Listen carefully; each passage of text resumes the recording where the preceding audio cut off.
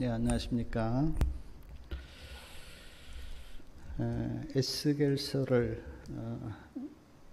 생각해 보고 있는데요. 에스겔서 40장부터는 성전에 대한 계시가 이렇게 기록되어 있습니다. 에스겔서 40장부터 48장까지 주로 성전에 대한 말씀인데, 이 시간 그 말씀을 이렇게 생각해 보면서 하나님이 우리에게 어떤 말씀을 하시는가에 대해서 좀 생각해 보겠습니다. 에스겔서 40장부터 42장 중간까지는 그 성전의 모습이 이렇게 나와 있습니다.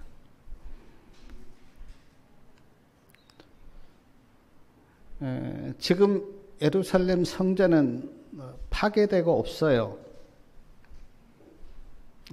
무너졌습니다.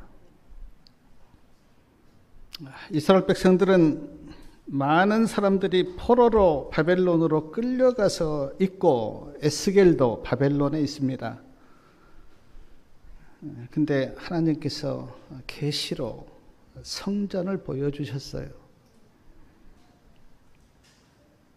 에스겔 40장 3절에 보니까 나를 데리시고 거기 이르시니 모양이 녹같이 빛난 사람 하나가 손에 삼줄과 청량하는 장대를 가지고 문에 서서 있더니 그 사람이 내게 이르시되 인자야 내가 너에게 보이는 그것을 눈으로 보고 귀로 들으며 내 마음으로 생각할지어다. 내가 이것을 너에게 보이려고 이리로 데리고 왔나니. 그러면서 이제 성전을 계시로 보여주신 거예요. 에스겔 40장부터 42장 중간까지 쭉 읽어보면 가장 많이 나온 말씀이 뭐냐면 그가 나를 데리고 어디로 갔다고 하는 말씀이에요. 에스겔 40장 17절 그가 나를 데리고 바깥들에 들어가니, 40장 28절 그가 나를 데리고, 32절 그가 나를 데리고, 35절 그가 또 나를 데리고 북문에 이르러, 48절 그가 나를 데리고 성전 현관문에 이르러. 그가 나를 데리고 갔다는 말씀이 참 많이 나와요. 그러니까 그 녹같이 빛난 사람이 지금 에스겔을 데리고 성전을 다 보여주신 거예요. 현관도 보여주고 성소도 보여주고 뜰도 보여주고 문도 보여주고 그래 보여줘요. 그리고 에스겔서 40장부터 이렇게 42장까지 또 많이 나온 말씀이 뭐냐면 청량을 해보니 장이 몇 척이고 광이 몇 척. 이 장, 광은 가로 세로를 가리키거든요. 가로 세로. 그러니까 높이가 얼마고 또 넓이가 얼마고 그런 뜻이에요. 몇 척. 척은 여기서부터 여기까지가 한 척입니다. 그래서 보통 45cm, 50cm 그렇게 부르는데 이제 그걸 가지고 1척, 2척 이렇게 부르는 거예요. 그래서 많이 나온 또 말씀이 척이나 이런 또 장대를 가지고 몇 장이 몇 대며 이제 그렇게 나오는데, 쉬운 성경에 제가 이렇게 찾아보니까 쉬운 성경에는 높이나 넓이 또 메타, 킬로미터 그렇게 이제 기록되어 있어요. 쭉 이렇게 나오는데 오늘 우리에게 크게 중요하지 않아서 한번 성도님들이 시간 날 때 한번 보시고, 제가 오늘 좀 생각해 보고 싶은 것은 성전은 파괴되고 없는데 왜 하나님께서 이 새 성전을 에스겔에게 그리고 이스라엘 백성들에게 보여주셨는가 하는 거예요. 자, 눈에 보이는 성전은 무너졌습니다. 없어요. 근데 하나님께서 이스라엘 백성들에게 그리고 에스겔에게 말씀하고 싶었던 말씀이 뭐냐면 하나님의 성전은 무너지지 않았다고 하는 것을 그들에게 보여주고 싶어서.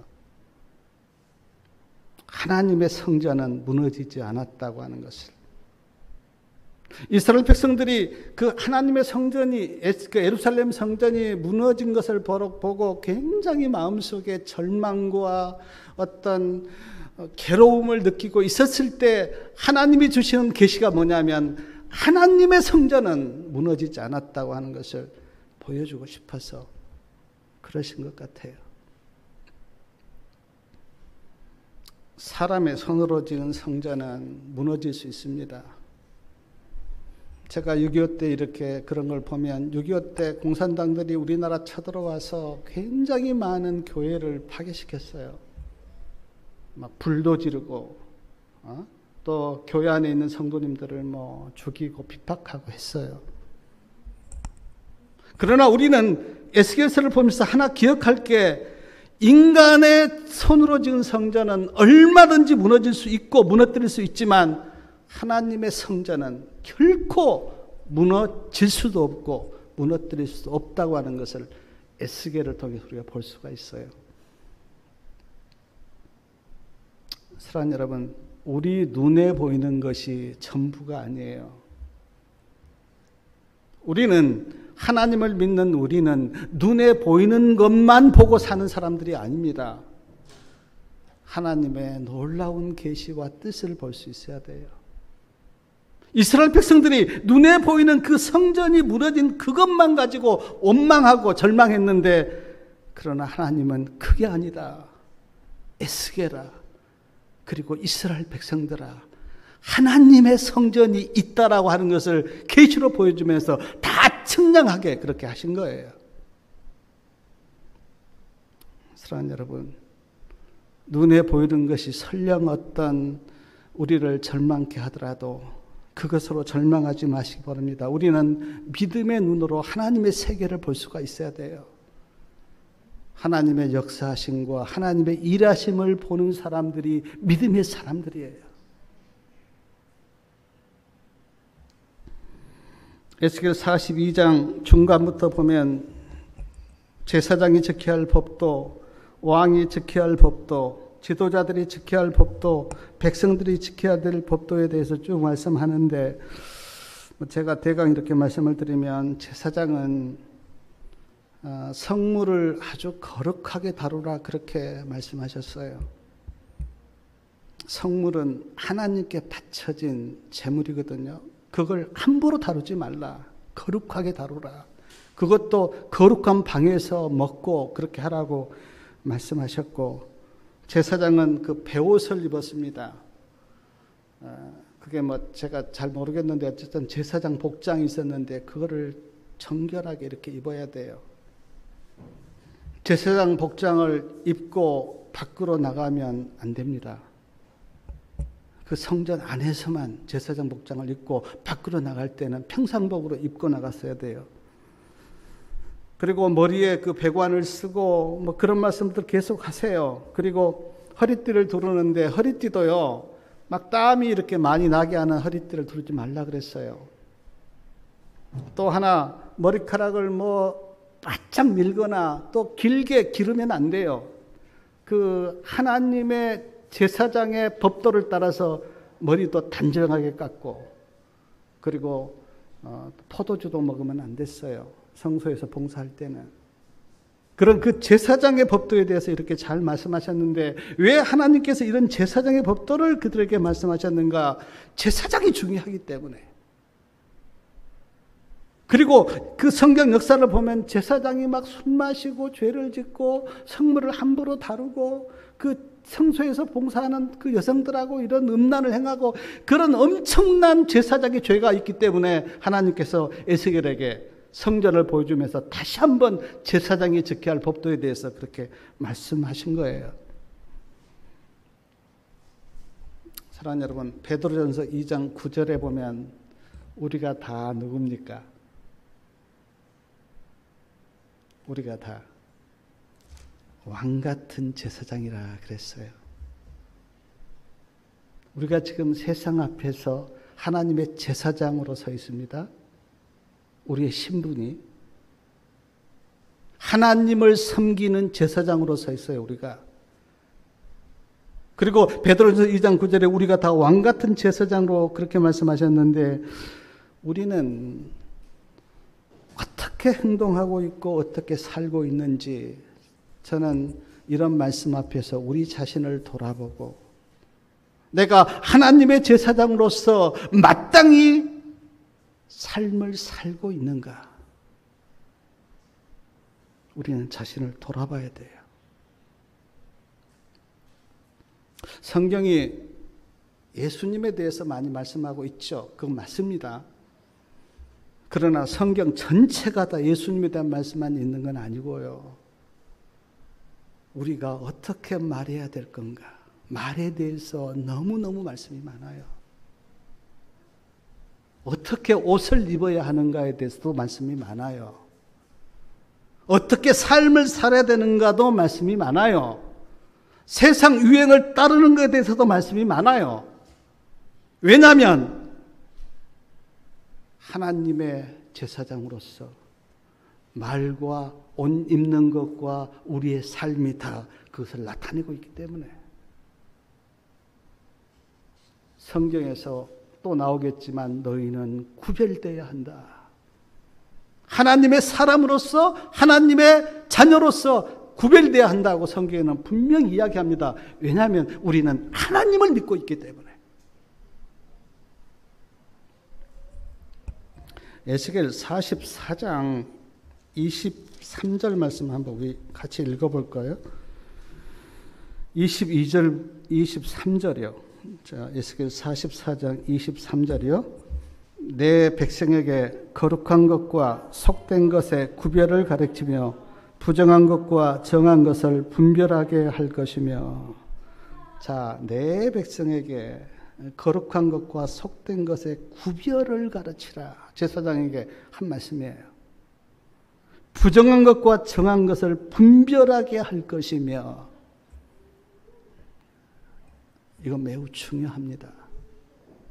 오늘날 얼마나 많은 사람들이 이 구별과 분별을 못해서 죄에 빠지고 혼란스러운지 몰라요. 너무나 많이. 저도 이렇게 어떤 설교도 들어보고 또 강의도 이렇게 들어보는데 혼란스러워요.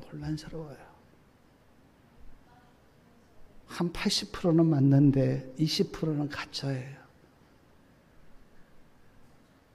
혼란스러워요. 그래서 우리는 철저히 하나님의 말씀을 통해서 분별할 수 있어야 돼요. 분별할 수 있는 영적인 눈과 안목이 우리에게 필요한 시대에 우리가 살고 있어요. 그렇지 않으면 혼란에 빠져요.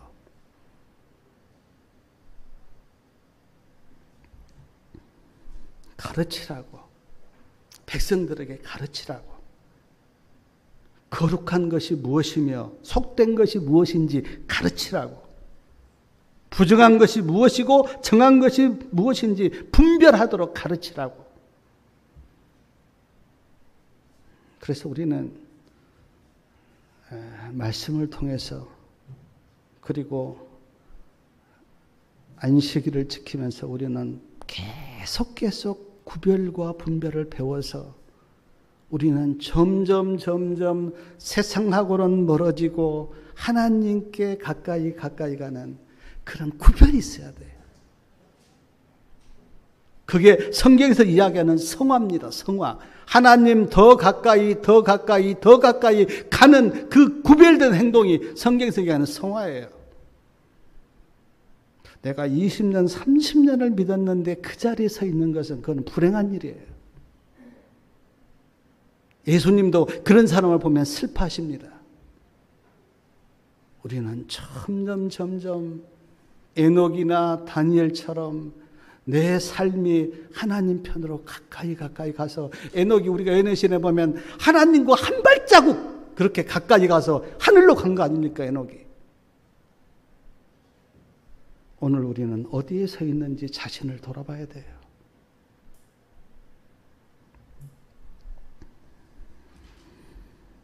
에스겔 44장 25절에는 시체를 가까이 하여 자신을 더럽히지 말라고 하셨는데 시체는 부정한 것이나 죄를 표상해요. 죄를 가까이 하지 말라. 죄를 가까이 하면 우리의 영적인 은혜가 소멸돼요. 다 경험하잖아요. 내가 그렇게 은혜 가운데 있었는데 죄가 딱 내 마음을 딱 들어오면 그때부터 은혜가 소멸돼요. 그리고 불신이 찾아와요. 야, 뭐 재림이 진짜 있나? 하늘이 진짜 있나? 하나님이 진짜 계신가 하는 의심과 불신이 찾아와요. 죄가 찾아오면. 그러니까 죄는 하나님과 우리 사이를 분리시키잖아요. 죄가. 그래서 그 가까이 하지 말라, 시체를. 에스겔 44장 28절에 보면 제사장들에게 하나님이 그들이 기업이라고 말씀하셨는데 그렇습니다. 하나님이 우리의 기업이세요. 하나님이 나의 기업이세요. 다른 무엇이 나의 기업이 아니라 하나님이 나의 기업이세요. 그러므로 우리가 하나님을 믿음으로 소유하면 그 나의 기업이에요.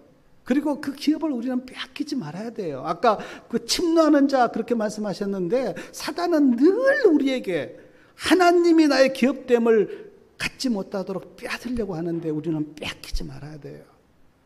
믿음을 잘 우리는 간직해야 돼요.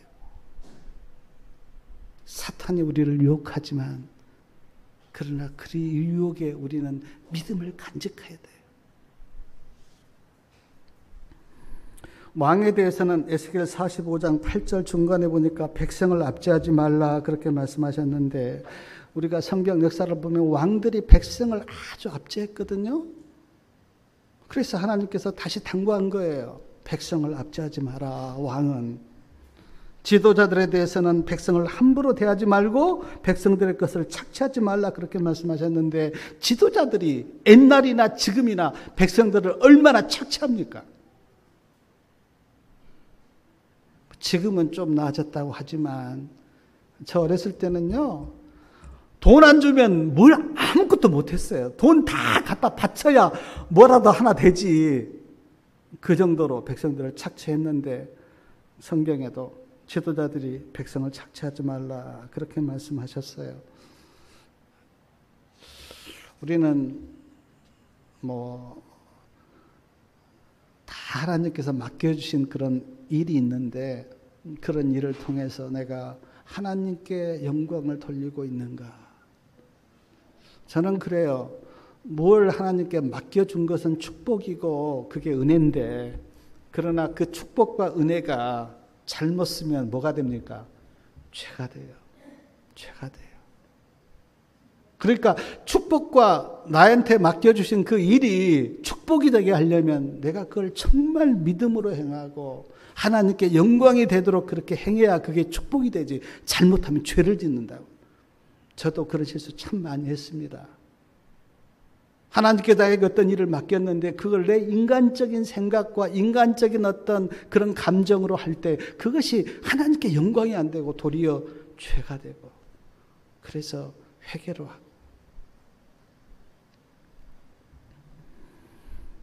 지도자들에게 당부하셨어요. 하나님의 말씀대로 행하라. 백성들에게 당부하셨어요. 하나님의 말씀대로 행하라. 여기 그 에스겔 40장부터 이렇게 보면 유월절 절기, 초막절 절기, 안식일을 어떻게 지키는 것, 또 그 초실절을 어떻게 지키는 것, 그런 것, 그 월삭을 어떻게 지키는 그런 것 많이 나오거든요.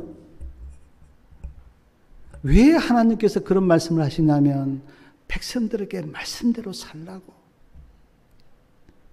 이스라엘 백성들에게 절기를 주신 이유는요. 그 절기와 그 안식일과 그런 것들을 통해서 하나님을 다시 기억하고 잊지 말라고 그렇게 말씀하신 건데 이스라엘 백성들이 그걸 모르는 거죠. 절기를 열심히 지켰는데 하나님을 모르는 거예요. 오늘 마치 우리가 안식일을 열심히 지키는데 하나님 모르는 것처럼 세상 일요일 교인들이 얼마나 기도하고 예배드리고 말씀 보는데 하나님 잘 모르는 것처럼 우리는 안식일을 통해서나 또 우리에게 준 어떤 일을 통해서 우리는 늘 하나님을 기억해야 돼요. 하나님이 나를 구원하셨지. 하나님이 나의 창조주지. 하나님의 뜻이 무엇이지. 그렇게 하나님을 기억하면서 그 날을 지키고 예배를 드리고 우리가 기도를 하고 그랬을 때 내 믿음이 자라잖아요. 근데 많은 사람들이 안식일을 지키는데도 하나님을 기억하지 못하고 형식적으로 습관적으로. 그래서 증언에 보면 가장 많이 말씀하는 것은 뭐냐면 형식적인 예배, 습관적인 신앙생활. 그걸 성경에서는 신앙이라고 하지 않고 종교라고 부릅니다. 종교. 많은 사람들이 종교 생활을 하고 있어요. 그러나 하나님이 우리에게 원하신 것은 종교 생활이 아니에요. 신앙, 하나님과 연결된 그 신앙을 우리가 갖기를 하나님께서 바라신다고요. 저는 이 에스겔서 40장부터 하신 말씀들을 하나님이 전에도 다 하신 말씀인데 왜 다시 한번 말씀하셨을까라고 이렇게 생각해 볼 때 하나님의 사랑이 느껴졌어요. 혹시 잊어버리고 못할까 봐. 말씀하시고 또 말씀하시고 또 말씀하시고 잊어버릴까 봐. 잊어버리지 말라고 계속해서 말씀하시는 이것 또한 하나님의 사랑 아닌가. 마치 부모가 자녀가 걱정돼서 당부한 것처럼 하나님께서 그렇게 계속해서 말씀하시는 거예요. 철기를 어떻게 지켜야 된다. 하나님의 말씀이 제사장은 뭘 지켜야 되고 왕은 뭘 지켜야 되고 지도자들은 뭘 지켜야 된다고 그렇게 계속 말씀하신 게 혹시 잊어버리고 못할까 봐. 제가 이 말씀 이렇게 생각하면서 하나님이 참 이런 분이구나. 그래서 저는 제가 자식도 돼보고 부모도 돼봤지만 하나님과 가장 마음이 가까운 분이 부모 마음 아닙니까? 부모 마음. 그리고 에스겔서 47장에 가보면은요, 이제 한 놀라운 일이 이렇게 나오는데, 성전 문지방 밑에서요, 이제 물이 나왔어요. 근데 그 물이 이제 동으로 흐르다가 또 남편으로 흐릅니다. 남쪽으로 흘러요. 그리고 이제 그 물이 성전에서 밖으로 나갑니다. 그리고 그 물이 점점 어떻습니까? 창일에서 이렇게 높아져요. 에스겔 47장 4절을 우리 한번 이제 3절하고 4절 좀 같이 읽어보겠습니다. 그 사람이 손에 줄을 잡고 동으로 나아가 1,000척을 청량한 후에 나로 그 물을 건너게 하시니 물이 발목에 오르더니 다시 1,000척을 청량하고 나로 물을 건너게 하시니 물이 무릎에 오르고 다시 1,000척을 청량하고 나로 물을 건너게 하시니 물이 허리에 오르고. 그래서 물이 계속 이제 이렇게 불어나요. 그리고 어디로 그 물이 가냐면 강으로 흘러서요. 아라바로요. 저기 8절에 보니까 아라바가 나오거든요. 아라바로 내려가서 바다에 그 물이 이르러요. 근데 놀라운 것은 그 물이 닿는 곳마다 바닷물이 소생함을 얻고요. 생물이 살아나고 고기가 살아나요. 아주 놀라운 일이 일어나요. 그 성전에서 나온 그 물이 흘러서 쫙 이렇게 가는데 그 물이 닿는 곳마다 다 소생함을 입는 거예요. 소생함을 입는 거예요. 사랑하는 여러분, 저는 이제 설교 쓰면서 성경에는 이제 그 물이 뭘 표상한다고 기록되어 있지 않는데 제가 이제 하나님께 여쭤봤어요. 하나님, 성전에서 나오는 그 물이 쫙 동서남북으로 퍼져가면서 모든 생물이 다 살고 바닷물이 살고 그렇게 고기가 살고 그랬는데 그 물이 뭡니까? 제 마음속에 떠오르는 것이 그 물이 표상하는 게 하나님이 너에게 준 말씀 아니겠느냐. 말씀에 우리가 접촉이 되면 어떻습니까? 내 영혼이 살죠. 예수님이 흘리신 보혈 아니겠느냐. 보혈에 닿으면 내 마음이 소생함을 입죠. 예수님이 너에게 주신 그 생명 아니겠느냐. 그 생명에게 우리가 접촉이 되면 내 죽었던 영혼이 살아나죠.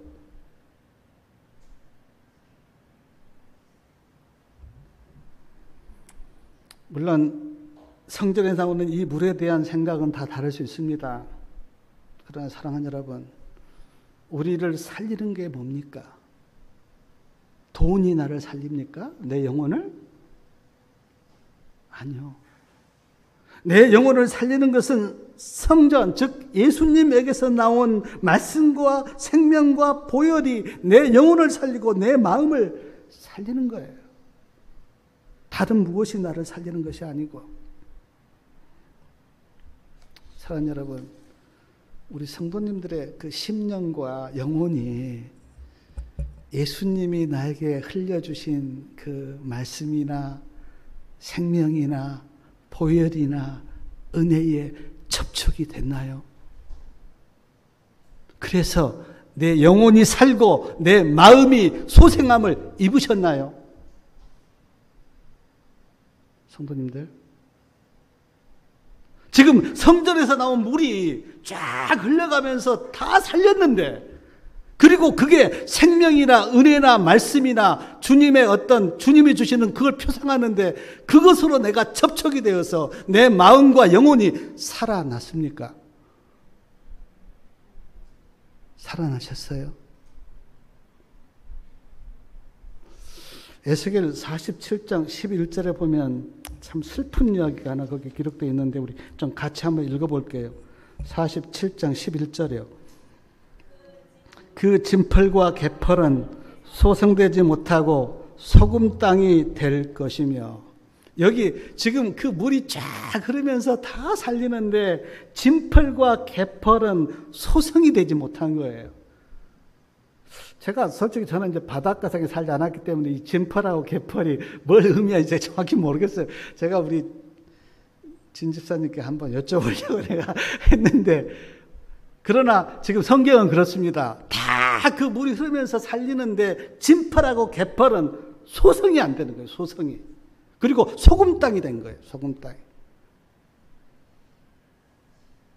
왜 그랬을까? 제가 생각해 볼 때 그 성전에서 흘러나온 물을 받아들이지 않는 것. 제 생각에는 그렇게 깨달아졌어요. 그 물이 흘러서 그 물에 잠기면 사는데 진펄하고 개펄은 영적으로 뭘 표상하냐면 성전에서 흐르는 물을 내가 거부하고 받아들이지 않고 그 물에 잠기지 않는 그곳이 영적으로 진펄하고 개펄이 아닌가.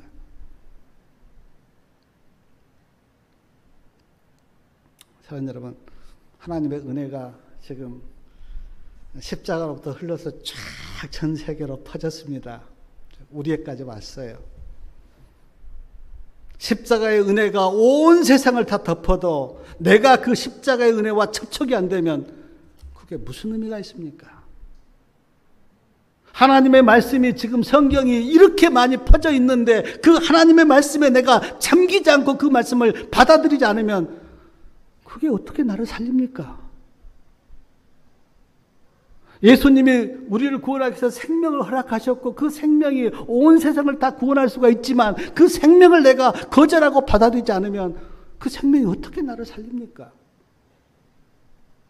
내가 하나님의 말씀에 잠겨야 되고 내가 그 생명에 접촉이 돼야 되고 내가 그 은혜 가운데 있어야 그 생명과 말씀과 은혜가 내 영혼을 살리고 내 마음을 살리지. 진펄과 개펄처럼 거부하고 내가 거기 잠기지 않으면 어떻게 살아납니까?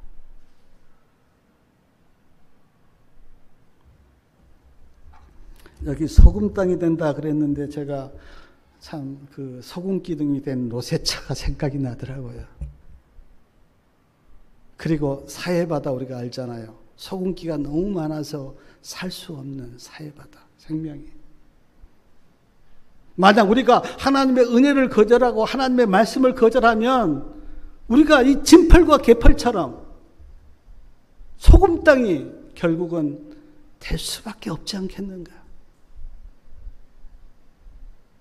사랑하는 여러분, 성전에서 흘러나온 그 물, 예수님의 보혈, 예수님의 생명, 예수님의 말씀이 지금 전 세계적으로 이렇게 퍼져서 우리가 잠길 수가 있는데도 진펄과 개펄처럼 내가 잠기지 않고 있다면 얼마나 불행한 일입니까? 에스겔에게 하나님께서 이 계시를 보여주면서 정말 그 너희가 하나님의 품 안으로 들어와서 하나님의 은혜와 생명과 그 말씀을 받아서 소생함을 입으라고 그렇게 말씀하고 있는 것 아닐까요?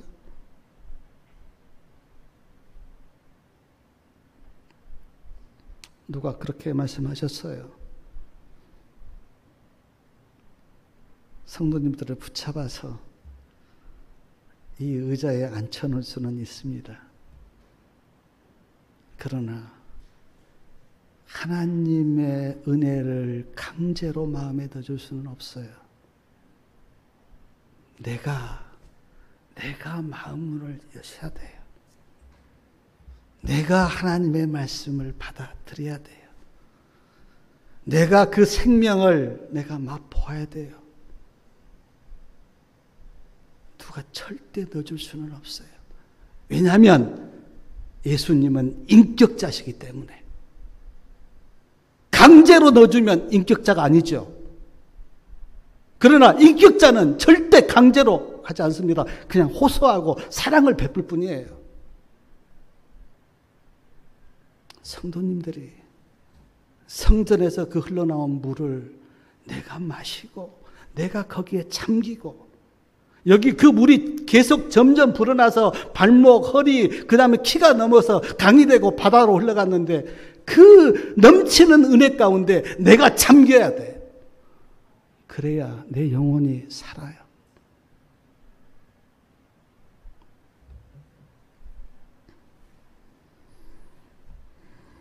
에스겔 47장 14절 말씀 우리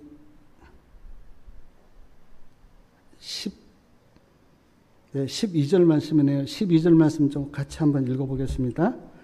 강 좌우에는 각종 먹을 실과나무가 자라서 그 잎이 시들지 아니하며 실과는 끊어지지 아니하고 달마다 새 실과를 맺음으로 그 물이 성서로 말미암아 나옴이라. 그 실과는 먹을 만하고 그 잎사귀는 약 재료가 되리라. 에스겔에게 보여준 지금 계시인데 이 말씀 이렇게 보면 어떤 말씀 생각납니까? 계시록 22장 이전에 나온 새 예루살렘 생각이 나는 거예요. 새 예루살렘을 말씀하실 때 계시록 22장 2절에 보면 뭐 강좌 위에 생명나무가 있고 또 12가지 실과가 맺히고 달마다 실과가 맺힌다는 말씀이 계시록 22장 2절에 있는데 지금 에스겔에게 보여준 계시가 그 새 예루살렘에 대한 계시. 또 하나 에스겔 48장 31절부터 34절까지 보면 새 예루살렘 그 성전에 대해서 북편에 문이 3개, 동편에 문이 3개, 서편에 문이 3개, 또 남편에 문이 3개, 그렇게 해서 12문이 있고 그 12문 위에는 12지파 이름이 기록되어 있다. 그렇게 나오거든요. 북편 그 세 문에는 루벤, 유다, 레위 이름이 기록되어 있다. 그렇게 나옵니다. 저기 31절에요. 에스겔 48장 31절에 32절에 그 동편 세 문에는 누구 이름이 기록되어 있습니까? 요셉, 베냐민, 단. 33절에는 남편 세 문에는 누구 이름이 기록되어 있습니까? 시므온, 이사갈, 스불론. 서편 그 세 문에는요. 갓, 야셀, 납달리 그렇게 기록되어 있어요. 12문이에요. 그리고 12지파 이름이 기록되어 있어요. 근데요, 계시록 21장 12절 한번 말씀 찾아볼까요? 계시록 21장 12절 말씀이요.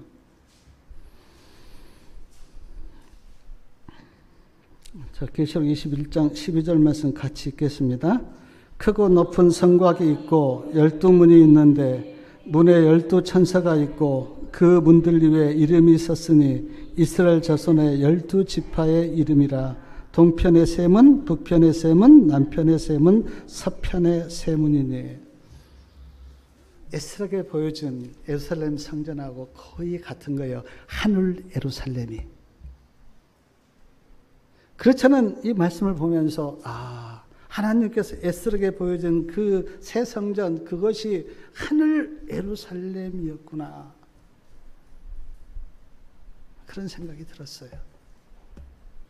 왜 하나님께서 에스겔을 통해서 에스겔에게 그 예루살렘 성전이 지금 무너졌는데 새 성전을 보여주시고, 정말 12실과가 맺히고 또 뭐 12문이 있는데 그 문 위에 12지파 이름이 기록되어 있는 그런 하늘 예루살렘의 어떤 모습을 에스겔에게 보여줬을까? 이유는 이겁니다. 에스겔아, 그리고 이스라엘 백성들아, 하늘 예루살렘이 있으니까 두려워하지 마라. 하늘 예루살렘이 있다. 사랑하는 여러분, 이 땅의 삶이요, 이 땅의 삶이 전부가 아니에요. 우리는 하늘 예루살렘의 삶이 있어요. 이 땅의 삶이 모든 것이 아닙니다. 우리에게는 하늘 예루살렘, 그 성전의 삶이 있어요. 그래서 우리가 이 세상이 좀 무너지고 실패했다고 절망하거나 낙심하면 안 돼요, 우리는. 왜냐하면 이 세상의 삶이 전부가 아니기 때문에. 하늘의 삶이 있다고요. 이스라엘 백성들에게, 그리고 에스겔에게 이 하늘 예루살렘을 보여주면서, 에스겔아, 낭망하지 마라. 이스라엘 백성들아, 낙심하지 말아라. 하늘 예루살렘이 너희에게 있지 않느냐. 우리가 이 세상 것만 다 보면 얼마나 낙심할 일이 많습니까? 오늘 우리에게도. 그러나 고개를 들어서 하늘 예루살렘을 보면 얼마나 소망이 넘치고 기쁨이 넘칩니까? 우리에게. 에스겔에게 그걸 보여주고 있는 거예요. 또 하나, 에스겔서 48장 이렇게 보면 한번 이제 집에 가서 읽어보시면 이 분깃에 쭉 나오거든요. 뭐 다 하나님께서 뭐 12지파에게 분깃을 나눠줘요. 거기에 뭐 48장 1절부터 쭉 나옵니다. 뭐 단지파 분깃, 야셀지파 분깃, 납달리 지파 분깃, 4절에 므낫세 지파 분깃, 에브라임 지파 분깃, 루벤 지파 분깃, 그리고 뭐 제사장 분깃, 레위지파 분깃, 그리고 그 에스겔 48장 8절이나 10절 끝에 보면 중앙에는 성소가 있고, 그것도 21절, 22절에는 왕의 분깃, 그리고 또 이제 그 성소를 중심으로 해서 또 이쪽에는 베냐민 지파 분깃, 시몬 지파 다 분깃이 있어요. 제가 이걸 보면서 두 가지 느꼈습니다. 하나는 참 하나님은 세밀하시고 또 공평하시고 자상하신 분이구나. 제가 보니까 왕의 분깃, 12지파 분깃, 제사장 분깃, 다 한 사람도 빠짐없이 다 분깃을 나눠줘요. 참 하나님은 세심하시고 자상하시고 한 사람도 열애가 없이 다 분깃을 챙겨주시는 그 하나님. 그러면서 제 마음속에 하늘에 가면 내 분깃도 있겠구나 하는 생각이 드니까 마음이 너무너무 기쁘더라고요. 물론 이 세상에 우리 분깃이 다 있잖아요. 뭐 집이 있고 다 뭐 조그만 땅이 다 있고 하는데, 그러나 그게 문제가 아니고 하늘에 가면 우리의 분깃을 하나님께서 다 준비해 두셨겠구나. 예수님도 그런 비유 드셨어요. 누구는 뭐 몇 골 차지하고 누구는 몇 골 차지하고. 하늘을 사모하면서 사시기 바랍니다. 그러면 기뻐요. 이 세상의 삶에 내 목숨을 걸면 힘들어요. 저도 살맛이 안 나요. 그러나 하늘을 사모하고 그 하늘의 예루살렘과 그 분깃을 생각하면 마음이 기쁘고 소망이 넘치고 행복해요.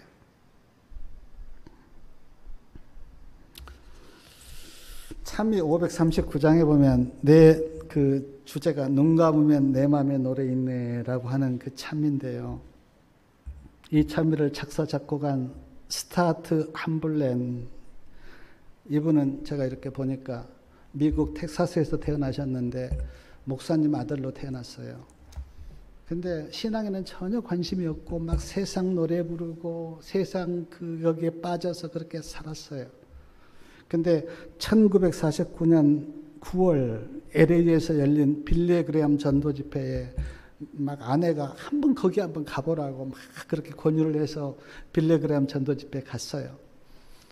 가서 보니까 뭐 수많은 사람들이 모였는데 막 많은 사람이 신앙을 고백하고 눈물을 흘리면서 막 주님께 돌아가는 거예요. 그걸 보면서 막 감동이 되었고, 함블렌 이분도 성령의 은혜로 예수님을 구주로 영접하게 된 거예요. 너무 마음이 기쁘고 벅차서 신문이나 라디오에 이제 광고를 고백을 한 거죠. 간증을 한 거죠. 나는 이제 세상 노래를 부르지 않고 하나님을 찬미하면서 살겠습니다라고 신앙 고백을 하고, 그 후에 그 찬미를 작사 작곡했는데 그게 지금 찬미 539장 눈 감으면 내 마음에 노래 있네 라는 이 찬미예요. 제가 한번 가사를 읽어드릴게요. 조용히 한번 들어보십시오. 눈 감으면 내 마음에 노래 있네. 마음 아픈 일 다 당할지라도 이 모든 것 다 디딤돌 되리라. 이 세상은 내 집이 아닐세. 하늘까지 내 마음 노래하며 끝까지 기쁘게 가리라. 그날까지 저 천성 바라보리. 주날 부를 그날까지. 이 세상 것 뜬구름 날려가듯 잠시 동안 나 빌려받는 것, 그 모든 것 내 마음 괴롭히나 저 천국엔 참 기쁨 있으리. 하늘까지 내 마음 노래하며 끝까지 기쁘게 가리라. 그날까지 저 천성 바라보리. 주날 부를 그날까지. 제가 이 찬미 가사 이렇게 쭉 묵상하면서 하나님께 기도하기를, 하나님, 이것이 나의 신앙 고백이 되도록 나에게 은혜를 베풀어 주십시오. 우리 성도님들도 이 찬미 가사가 신앙 고백이 되시기 바랍니다. 에스겔 제일 마지막 장 마지막 절 48장 35절은 이렇게 되어 있는데 한번 우리 같이 한번 읽어보겠습니다. 에스겔 48장 35절이요. 그 사면의 도합이 1만 8천 척이라. 그날 후로는 그 성읍의 이름을 여호와 삼마라 하리라. 여호와 삼마라 그랬습니다. 여호와 삼마가 무슨 뜻입니까? 저는 이 말씀을 제가 절대 잊어버릴 수가 없는데 한번 성경 퀴즈를 제가 나갔어요. 성경 전체를 다 가지고 퀴즈한 퀴즈인데,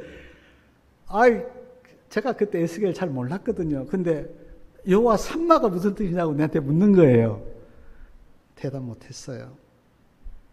근데 에스겔 제일 마지막 장 마지막 절에는 하나님께서 그 성읍 이름을 여호와 삼마라리라. 삼마가 무슨 뜻입니까? 하나님이 거기 계신다, 그 뜻이에요. 하나님이 거기 계신다. 에스겔 시대는 아주 포로로 끌려간, 나라는 망하고 성전은 무너지고 아주 절망 가운데 있는 그 시대인데 하나님이 주신 메시지가 뭐냐면 여호와 삼마, 여호와가 거기 계셔. 놀라운 유로 아닙니까? 이 세상 보면 하나님 안 계신 것 같아요. 그러나 하나님은 우리에게 말씀하세요. 거기에도 하나님이 계셔. 내 안에도 하나님이 계시고 내 가정에도 하나님이 계시고 내가 일하는 그 일터에도 하나님이 계시고 하나님이 계셔. 절망하지 마. 그곳에도 하나님이 계셔. 사랑하는 여러분, 이 믿음으로 사시기 바랍니다. 그냥 하나님이 안 계신 것처럼 전혀 하나님을 의식하지 못하고 그렇게 불신으로 살지 마시고 거기에도 하나님이 계신 여호와 삼마, 하나님을 의식하고 하나님을 믿는 믿음으로 사셔서 우리 성도님들의 삶이 하나님께 영광이 되고 우리에게는 축복이 되는 그런 다 주의 백성들 되시기 바라면서 말씀을 마치겠습니다.